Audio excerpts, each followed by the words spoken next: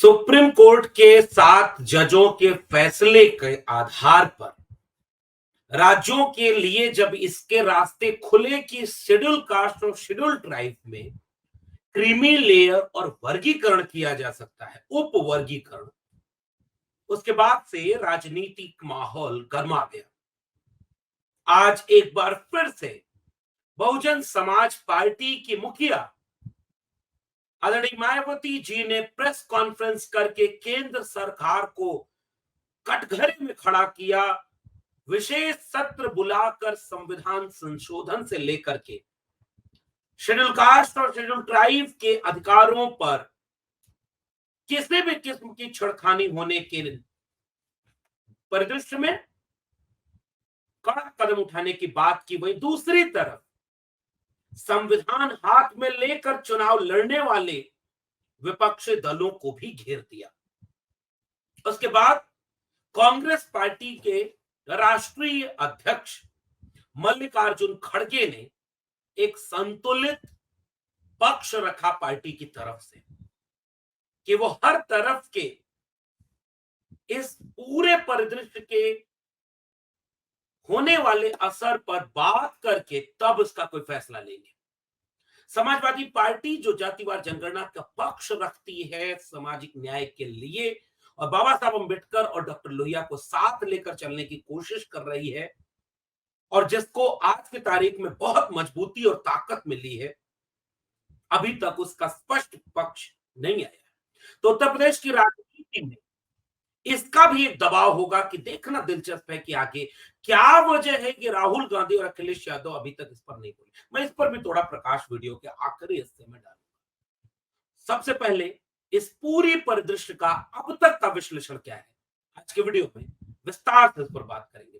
स्वागत है आप सबका 4 PM न्यूज नेटवर्क पर और मैं हूं डॉक्टर लक्ष्मण यादव।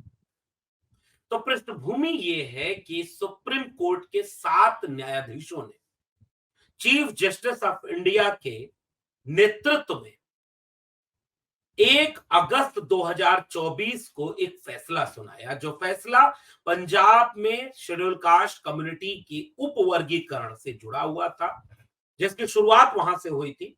उसके बाद आंध्र प्रदेश, तेलंगाना, महाराष्ट्र, कई राज्यों में दलित समुदाय यानी शेड्यूल कास्ट के उपवर्गीकरण की कोशिश की गई। बाद में यह मामला न्यायालय तक पहुंचा तो आंध्र प्रदेश बनाम ईवी चिनैया मामला हो, चाहे पंजाब सरकार बनाम देवेंद्र सिंह का मामला, कोर्ट ने पहले इसके रास्ते रखे थे कि वह पूरा का पूरा जो कोटा है वो बंद रहेगा, उसको उपवर्गीकृत नहीं करेंगे। 1 अगस्त 2024 को 7 जजों की बेंच ने राज्यों को इस बात के लिए रास्ते खोल दिए, टिप्पणी करते हुए कि राज्य सरकारें चाहें तो आंकड़े जुटाकर व्यवस्थित तरीके से उपवर्गीकरण शेड्यूल कास्ट और शेड्यूल ट्राइब में कर सकते हैं। और इसके साथ ही यानी पहला झोल यहां क्या था कि एक तो मामला केवल शेड्यूल कास्ट का था, शेड्यूल ट्राइब के मामले को जानबूझकर इसमें जोड़ दिया गया, पता नहीं किस तर्क से जोड़ा गया कि उपवर्गीकरण अब शेड्यूल ट्राइब में भी राज्य सरकारें चाहें तो कर सकती हैं। और क्रीमी लेयर का यहां कोई मामला ही नहीं था। ये जो पुराना कई दशकों का मामला उपवर्गीकरण का चल रहा था, जिसका अधिकार भारत के संविधान में आर्टिकल 341, आर्टिकल 342 राष्ट्रपति और चुनी हुई संसद के पास है, वही इस पर कोई ठोस फैसला ले सकते हैं। लेकिन चूंकि मामला सुप्रीम कोर्ट के सामने था तो सुप्रीम कोर्ट ने फैसला सुना है। तो जिस क्रीमी लेयर का पूरा संदर्भ इस पूरे फैसले से जुड़ा ही नहीं था, सुप्रीम कोर्ट ने अपने जजों के टिप्पणी के साथ इस फैसले में क्रीमी लेयर को भी शामिल कर दिया। एक पीढ़ी को अगर आरक्षण मिल गया तो दूसरी पीढ़ी को नहीं मिलना चाहिए, आरक्षण का समीक्षा होनी चाहिए, इस तरह की बहुत सारी पूरा निचोड़ इसका यही है। अब इस पर 4 तारीख को आदरणीय मायावती जी ने प्रेस कॉन्फ्रेंस की, बहुजन समाज पार्टी के मुखिया हैं, आज उन्होंने फिर से प्रेस कॉन्फ्रेंस कर दी। अब राजनीति में इसके अर्थ क्या होंगे? उन्होंने बाकायदे इस बात को कहा कि भारत के संविधान को लेकर के जो ढांचा शेड्यूल कास्ट और शेड्यूल ट्राइब का बना है, उस ढांचे से छेड़खानी नहीं होनी चाहिए। और जब वो प्रेस कॉन्फ्रेंस कर रही हैं और पहली प्रेस कॉन्फ्रेंस कर चुकी थी, इसके बीच में केंद्र सरकार ने 8 तारीख को ही लगभग 9 तारीख तक जाते जाते कैबिनेट में फैसला किया कि बाबा साहब अंबेडकर के संविधान को मानते हुए वो क्रीमी लेयर को एससी और एसटी में लागू नहीं करेंगे। सूचना और प्रसारण मंत्रालय चूंकि अश्विनी वैष्णव जी का है, वही ताली पिटवाने वाले अश्विनी वैष्णव जी रेल मंत्री भी हैं, अश्विनी वैष्णव ने प्रेस कॉन्फ्रेंस यानी प्रेस को संबोधित करते हुए सरकार का पक्ष रखा कि सुप्रीम कोर्ट ने शेड्यूल कास्ट और शेड्यूल ट्राइब में जो उपवर्गीकरण की बात की है, इस पर अभी उन्होंने कोई बात साफ नहीं की। 2 बार बाबा साहब डॉक्टर भीमराव अंबेडकर का नाम लिया कि सरकार बाबा साहब भीमराव अंबेडकर के संविधान के मुताबिक रहेगी और एससी और एसटी में क्रीमी लेयर नहीं शामिल करेगी। क्रीमी लेयर उसमें नहीं होगा। उपवर्गीकरण होगा या नहीं होगा, इस पर सरकार ने अभी तक कुछ भी साफ नहीं किया है। और सरकार जब सुप्रीम कोर्ट कागज पर अपना फैसला सुना चुका है लिखकर, तो सरकार ने सूचना और प्रसारण मंत्री को बयान देकर इस बात से अपनी औपचारिकता पूरी की, ऐसा आरोप लगने लगा सरकार के ऊपर। और आज जब प्रेस कॉन्फ्रेंस हुई तो आदरणीय मायावती जी ने बाकायदे इस बात का जिक्र किया कि भारतीय जनता पार्टी नहीं चाहती कि इन वर्गों के साथ कोई भी न्याय हो, इसलिए वो कागजी ठोस निर्णय लेने की बजाय एक तो जुमला बोल रही है और जुमले के तहत उसने बयान दे दिया। अभी उपवर्गीकरण पर कोई बयान नहीं आया, सरकार का कोई पक्ष नहीं आया। और मायावती जी ने कहा कि संसद जब चल रही थी तो 2-4 दिन संसद को बढ़ा देते। प्रधानमंत्री नरेंद्र मोदी अपने छोटे छोटे कामों के लिए तो बहुत बार इस तरह के काम करते हैं, इस तरह के फैसले लेते हैं कि वो संसद की कार्रवाई को थोड़ा बढ़ा देते, 2-4 दिन तैयारी कर लेते, जांच पड़ताल कर लेते, इसकी पूरी चीजें व्यवस्थित करके और अध्यादेश लाकर सरकार कागज पर ठोस निर्णय के साथ शेड्यूल कास्ट और शेड्यूल ट्राइब के हितों का संरक्षण करती। लेकिन भाई इन्होंने तो केवल एक बयान दे दिया, बयान से क्या होता है। मायावती जी ने सीधे आरोप लगाया कि इसके बाद ये बहुत बड़ी घटना है और इसके बाद हम अभी कोई रोक तो लगी नहीं सुप्रीम कोर्ट के फैसले पर, और जब रोक नहीं लगी तो इसके बाद कई नौकरियां, कई वैकेंसी, कई निर्णय ऐसे हो जाएंगे जिससे शेड्यूल कास्ट और शेड्यूल ट्राइब के लोगों का अहित होगा, अन्याय होगा, उनके मौके चले जाएंगे, उनके पद चले जाएंगे। इस तरह का गंभीर आरोप लगाकर केंद्र सरकार को बुरी तरह से घेरा आदरणीय मायावती जी ने। और उन्होंने बसपा प्रमुख ने बाकायदे ये बात कही है कि वो नहीं चाहते कि इस समाज का भला। कहां है वो आंकड़े, कहां है वो चीजें। और वहीं दूसरी तरफ आदरणीय मायावती जी ने कांग्रेस पार्टी और तमाम दलों को जो संविधान बचाने की बात करते, कई क्षेत्रीय दलों पर एक दबाव बना दिया। देखिए एक बात तो है, बहुजन समाज की राजनीतिक भूमिका, शेड्यूल कास्ट, शेड्यूल ट्राइब, अभी ओबीसी उस तरह संगठित नहीं है, ओबीसी उस तरह से जितनी उसकी ताकत है, उस ताकत से अपने को पॉलिटिकल फोर्स बनाने में, एकजुट होने में उतना अभी कामयाब नहीं जितना शेड्यूल कास्ट और शेड्यूल ट्राइब कम्युनिटीज है। और उसका असर इसी बात से दिख गया, सुप्रीम कोर्ट के 7 न्यायाधीशों ने कोई फैसला सुनाया, ध्यान से समझिएगा, सुप्रीम कोर्ट के 7 न्यायाधीशों ने फैसला सुनाया। लोग डरते हैं कि कंडेम्प्ट ऑफ कोर्ट न हो जाए, लोग डरते हैं कि सुप्रीम कोर्ट के 7 न्यायाधीशों के फैसले पर हम टिप्पणी कैसे करें, लोग सोचते हैं कि इसके पर क्या कोई चीज नुकसान हो जाए, फायदा हो जाए। लेकिन उस समुदाय के लोगों ने, शेड्यूल कास्ट और शेड्यूल ट्राइब के लोगों ने एक मुहिम चला करके फूट डालो राज करो की नीति नहीं चलेगी। आपने बिना किसी आंकड़े के ये कहीं नहीं बताया कि वेयर इज द क्रीम, दलित, पिछड़े, आदिवासी। हालांकि ओबीसी मूवमेंट बहुत मजबूत हुआ है पिछले दिनों, जातिवार जनगणना को लेकर बहुत सा जगह, और मैं कई जगह ओबीसी आंदोलनों में जा चुका हूं। शानदार तरीके से ओबीसी काम कर रहा है, शानदार तरीके से वो एससी और एसटी की बहुजन एकता के साथ एक तालमेल बना रहा है। देश भर का कोई राज्य ऐसा नहीं है, जिस तक कोई इलाका ऐसा नहीं है जहां ओबीसी ऑर्गेनाइजेशन न बने हो। और ओबीसी अब धीरे धीरे भारत के संविधान, मंडल कमीशन और अपनी जनगणना से लेकर के हिस्सेदारी तक के सवाल पर लगातार संगठित होता जा रहा है। और वहीं दूसरी तरफ विचारधारा के लिहाज से वो बाबा साहब अंबेडकर को अपना नायक मानता है और बहुजन एकता के फ्रेम पर एक नैरेटिव सेट कर रहा है। और उस नैरेटिव के तहत ये पूरा फैसला फिर से रिव्यू के लिए आया कि कहां है ओबीसी का क्रीमी लेयर, जरा इस पर भी बात हो जाए। तो एससी और एसटी का क्रीमी लेयर तो खत्म होगा। देखिए, ये तो चलने वाला था नहीं। देश के उद्योगपतियों की सूची आएगी, उसमें एक भी अरबपति शेड्यूल ट्राइब नहीं है। एक आध दो अपवाद कोई शेड्यूल कास्ट के लोग मिल जाए। देश के कुलपतियों की सूची आएगी, उसमें शेड्यूल कास्ट शेड्यूल ट्राइब है ही नहीं। देश के ज्वाइंट सेक्रेटरी और कैबिनेट सेक्रेटरी लोगों में शेड्यूल कास्ट शेड्यूल ट्राइब है भी नहीं। कभी कभी अपवाद देखिए कहीं भी मिल जाएंगे। जब कहीं क्रीम बनी ही नहीं और जब कहीं इस तरह का कोई फैसला हुआ ही नहीं, कोई आंकड़ा आपके पास है नहीं, पहली और जातिगत वंचना को और शोषण अन्याय को सहने वाले ये तबके हैं। आरक्षण गरीबी उन्मूलन कार्यक्रम तो है नहीं। तो इस तरह से तो आप हंसते ही इस पूरे समुदाय ने बिना सुप्रीम कोर्ट के कोड ऑफ कंडक्ट होगा या इस तरह से तमाम कोई फैसला होगा, उन्होंने इतना दबाव बनाया कि कैबिनेट को फैसला लेना पड़ा कि क्रीमी लेयर हम नहीं लागू कर रहे। ये है ताकत समाज की। उपवर्गीकरण पर अभी चुप्पी है और इसकी वजह क्या है, इस पर थोड़ा डिस्कशन कर ले और यहीं से सूत्र जुड़ेगा कि विपक्षी दल कैसे जोड़ रहे हैं। सरकार का पक्ष देखिए साफ है। सरकार की तरफ से जो सरकारी वकील हैं, उन्होंने इस फैसले में उपवर्गीकरण और क्रीमी लेयर का समर्थन किया है।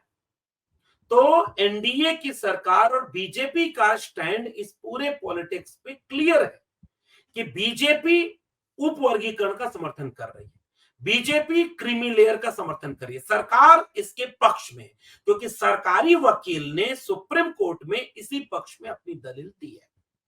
तो मायावती जी ने, जब बहुजन समाज ने एकदम से सरकार के ऊपर हमला किया कि यह है तुम्हारी आरक्षण विरोधी नीति, यह है तुम्हारा संविधान विरोधी चरित्र, और इस तरह से तुम संविधान को बदलने और उसको खत्म करने की बात करो। सीटें, एक तो क्रीमी लेयर में तुमने कहीं आंकड़ा बताया नहीं, कोई चीज तुम्हारे पास डेटा है नहीं, और राज्य सरकारों से कह रहे हो कि डेटा जुटाओ। तो जरा 2011 के जनगणना के आंकड़े तो आपके पास है ही शेड्यूल कास्ट शेड्यूल ट्राइब के। तो शेड्यूल कास्ट और शेड्यूल ट्राइब में बताओ कि क्रीम कहां है, किन जातियों ने किन किन पदों पर कितनी क्रीम जुटा ली, तुम लेयर बनाने चल दिए। ये मामला सफाचट हो गया। और उपवर्गीकरण पर एक जो सबसे गंभीर बात है, जो आदरणीय मायावती जी भी कह रही हैं और हम लोग भी लगातार इस बात को समझ रहे हैं कि जब भी कोई रोस्टर बनेगा, जब कोई पद बनेगा, जब विज्ञप्ति आएगी, देखिए सरकारी शिक्षा और सरकारी रोजगार में ही है आरक्षण, जो 2% से भी कम है। हालत ये है, लेकिन चूंकि वो पॉलिसी है, वो अस्मिता से जुड़ा हुआ सवाल है, इस पर अगर अटैक होकर के उससे आप नहीं बचा पाओगे तो समाज के लिए कौन सी लड़ाई लड़ी जाएगी। इसलिए उपवर्गीकरण के ऊपर सबसे गंभीर सवाल ये पूछा जाता है कि उपवर्गीकरण करने के लिए आंकड़े कितने हैं आपके पास।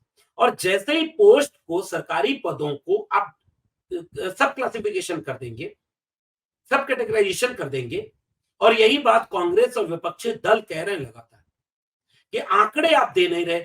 समाजवादी पार्टी, कांग्रेस पार्टी, तमाम दलों ने जाति जनगणना की मांग की और सबकी हिस्सेदारी जितनी है, चाहे वो अखिलेश यादव हो, चाहे राहुल गांधी हो, एकदम स्टैंड क्लियर है। इस बात में कोई दो राय नहीं।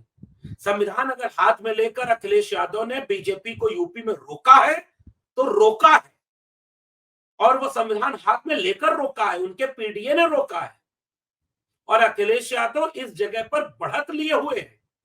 राहुल गांधी ने जातिवार जनगणना को पैन इंडिया एक इशू बना दिया और इसकी क्रेडिट राहुल गांधी को मिलेगी। लेकिन जिन बिंदुओं पर जब वो मौका देते हैं तो कैसे उनसे भी सवाल पूछा जाता है कि भाई आप चुप क्यों हैं, आपका स्टैंड क्लियर क्यों नहीं है। तो मल्लिकार्जुन खड़गे ने आकर के कहा कि हम बाकायदे एक एक चीज पर विचार विमर्श करके इसका पूरा निर्णय लेंगे, लेकिन बाबा साहब के संविधान से कोई भी चूक नहीं होगी। और अखिलेश यादव का भी लगातार संविधान को बचाने और सामाजिक न्याय का पक्ष स्पष्ट है। वो पीडीए को लेकर के रणनीति बना रहे हैं। उपवर्गीकरण में एक बहुत बड़ा झोल है जिसको समझने की जरूरत है। जितने लोग उपवर्गीकरण का विरोध कर रहे हैं इस तर्क से, तो एक तर्क तो बिल्कुल जायज है जिसका जवाब उपवर्गीकरण के हिमायतियों को देना चाहिए कि उपवर्गीकरण होगा तो कई पद ऐसे हैं जिस पर मिनिमम एलिजिबिलिटी वाले लोग उस सब क्लास, एक तो सब क्लासिफिकेशन करेंगे कैसे, सब कैटेगराइजेशन करेंगे कैसे, आपके पास आंकड़े तो है नहीं। किन जातियों ने क्लास ए की नौकरी में अगर कोई ज्यादा हिस्सेदारी ली तो कितनी ली, अपनी आबादी से कई गुना ले ली क्या? अगर अपनी आबादी से कई गुना ले ली तब तो जाके उनको आप उस जगह से निकालोगे, क्रीमिलियर में डालोगे या कैटेगरी में डालोगे। तो अगर मान लो ग्रेड ए में उनकी उनकी आबादी ज्यादा, तो ग्रेड डी की नौकरियों में नहीं, ग्रेड डी में है तो ग्रेड ए और बी की नौकरियों में नहीं है। तो जब वर्गीकरण हो जाएगा तो इसका असर तो सब पर पड़ेगा। इसका कोई ढांचा आपने तो बनाया है नहीं। राज्य सरकारों को जिम्मा दे दिया, राज्य सरकार जिस पार्टी में जिस जाति का वोट लेना होगा उसके मुताबिक वो नीतियां बनाएंगी। तो इस समाज का तो सबसे ज्यादा नुकसान हो जाएगा।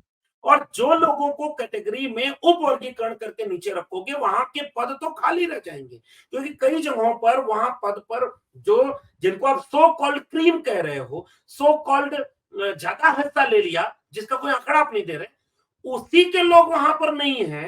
तो जहां नीचे वालों को कह रहे हो कि उनकी संख्या कम है, उनका रिप्रेजेंटेशन देने के लिए वो वर्गीकरण कर रहे हैं, वहां तो मिनिमम एलिजिबिलिटी ही नहीं है और इससे उनके पद खाली पड़े जाएंगे। और खाली पड़े पद हो जाएंगे तो आरक्षण जो प्रतिनिधित्व का हिस्सा देता है वो प्रतिनिधित्व खत्म हो जाएगा, वो कम हो जाएगा और पूरे समाज का ये भयानक नुकसान है, भयानक। ये एक उपवर्गीकरण के सामने सबसे बड़ी मुश्किल है, सबसे बड़ी मुश्किल। अभी आपने मिनिमम एलिजिबिलिटी, मिनिमम क्वालिफिकेशन उस समाज तक पहुंचाने की कोई ठोस रणनीति बनाई नहीं। शिक्षा थोड़े ही शिक्षा देने के लिए कोई रोक लगी, वो तो ऊपर आ ही रहा है। और अगर वो नहीं आ पा रहा है तो इसका मतलब ये नहीं कि कट ऑफ की वजह से नहीं आ पा रहा है। उपवर्गीकरण होगा तो कट ऑफ ही तो नीचे आएगी। तो कट ऑफ जितने नीचे है उसमें ही एनएफएस हो जा रहे हैं, शेड्यूल कास्ट, शेड्यूल ट्राइब और कई ओबीसी जगहों पर पोस्ट। बहुत टेक्निकल पॉइंट है, इसको गंभीरता समझिएगा। तो जब सब कैटेगराइजेशन हो जाएगा, सब क्लासिफिकेशन हो जाएगा, तो वहां तो वो एलिजिबिलिटी है ही नहीं, पोस्ट खाली रहेगी, जनरल से भर देंगे आप, सवर्ण पद को अनरिजर्व में चला जाएगा, कोटा खत्म हो गया, आरक्षण उनका चला गया। ये बहुत गंभीर सवाल। दूसरा लेकिन सबसे गंभीर सवाल इस उपवर्गीकरण का विरोध करने वालों से, कि विरोध करने से कहीं ऐसा न हो कि कोई रास्ता, जो जैसे ओबीसी में ये चीजें चली आ रही, जैसे बिहार आप देखेंगे, बिहार में वहां पर ओबीसी में उपवर्गीकरण हुआ है और ईबीसी को अनुपात में ज्यादा मिला है, उनका प्रतिनिधित्व हिस्सा दिखता है, हर जगह वो पहुंचते हैं। 37 जातियां ओबीसी में हैं, 1200 के अतिरिक्त जातियां शेड्यूल कास्ट में हैं, ऐसे ही कई सौ जातियां शेड्यूल ट्राइब में हैं। तो उन जातियों के लोगों का अभी तक पक्ष किसी मेन स्ट्रीम मीडिया के चैनल पर, किसी अखबार के लेख में, किसी पार्टी के जरिए, किसी और चीज के जरिए, जैसे जीतन राम मांझी जब बोल रहे होंगे तो आप किस तर्क से उनको नकारेंगे? आपके पास तर्क क्या है कि उपवर्गीकरण क्यों नहीं होना चाहिए? एक तर्क है कि आप एकता को तोड़ना चाहते हैं, जो कि वाकई वाजिब है। लेकिन जब ओबीसी में ईबीसी का सवाल आता है तो ईबीसी यही तो सवाल पूछता है कि हमारी हकमारी के साथ एकता क्यों आपको चाहिए? हमारे हिस्से की प्रतिनिधित्व कहां है? और किस तर्क से आप उपवर्गीकरण में आने वाली उन जातियों को जिनका लाभ मिल सकता है उनको रोक कैसे पाएंगे? इसका ठोस रास्ता क्या होगा? भारतीय जनता पार्टी, संविधान विरोधी ताकतें, आरक्षण विरोधी लोग उन नाराजगियों का फायदा उठाते हैं और इसलिए उपवर्गीकरण की वकालत करते हैं, जिसमें गलत कुछ नहीं है कि उस समाज को भी आगे आना है, सामाजिक न्याय और आरक्षण का लाभ उस समाज तक पहुंचे। इसका कोई ठोस तर्क आप विरोध में कोई ठोस तर्क नहीं ले आ पाएंगे। लेकिन तैयारी नहीं है और मंशा नहीं है। मंशा आरक्षण के खत्म करने की है, मंशा संविधान पर हमला करने की है। इसके लिए राष्ट्रपति और संसद में बहस होनी चाहिए, तैयारी हो, आयोग बने। अब जैसे रोहिणी आयोग है, रोहिणी आयोग ओबीसी के उपवर्गीकरण के लिए बना हुआ है, लेकिन आंकड़े लेगा 1931 की जातीय जनगणना के। क्योंकि ओबीसी की जनगणना तो हो ही नहीं रही। शेड्यूल कास्ट और शेड्यूल ट्राइब में तो फिर भी 2011 के आंकड़े मिल जाएंगे, लेकिन ओबीसी के जनगणना के आंकड़े 1931 से, तो रोहिणी कमीशन अगर बनेगा तो आंकड़े कहां से लेगा? जो जो ठोस आंकड़े होंगे, बाकी तो सर्वे होगा। तो इस तरह के कुछ बुनियादी सवाल हैं जिसकी वजह से प्रमुख विपक्षी दल अभी स्पष्ट कोई पक्ष नहीं ले पा रहे हैं, चाहे वो कांग्रेस हो चाहे वो सपा हो। लेकिन इतना स्पष्ट है, बीजेपी संविधान को कमजोर करना चाहती है, इसलिए संविधान बचाने की वकालत करने वाले हर दल पर कम से कम दबाव तो बन गया है। पक्ष तो रखना पड़ेगा, और पक्ष रखना पड़ेगा जो संवैधानिक होगा, संविधान के मुताबिक होगा, और उस संविधान के मुताबिक पक्ष पर ही मायावती जी ने आज प्रेस कॉन्फ्रेंस की, खड़गे जी का बयान आया और संविधान बचाने की बात स्पष्ट हुई। इसलिए मामला पेचीदा है। संसद में अध्यादेश आया नहीं, केवल एक बयान आया है कि क्रीमी लेयर लागू नहीं होगा। सरकार ने अभी तक उपवर्गीकरण पर कोई बात नहीं कही है, और मायावती जी ने इशारा साफ कर दिया है। और दलित समाज, शेड्यूल कास्ट, शेड्यूल ट्राइब के लोग अब बहुत तेजी से इसका विरोध कर रहे हैं, और विरोध की जायज बातें बहुत ठहर के सोचिएगा। तो कहीं ऐसी साजिश तो नहीं कि जिसके चलते पोस्ट खाली कर दें, आरक्षण खत्म हो जाए, उपवर्गीकरण कर दो, बाकी पोस्ट खाली रहे, सबको सवर्णों से भरते रहो। ये साजिश तो कहीं नहीं।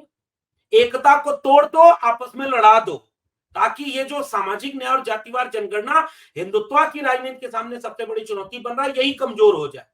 दलित दलित से लड़ जाए, आदिवासी आदिवासी से लड़ जाए, पिछड़ा पिछड़े से लड़ जाए।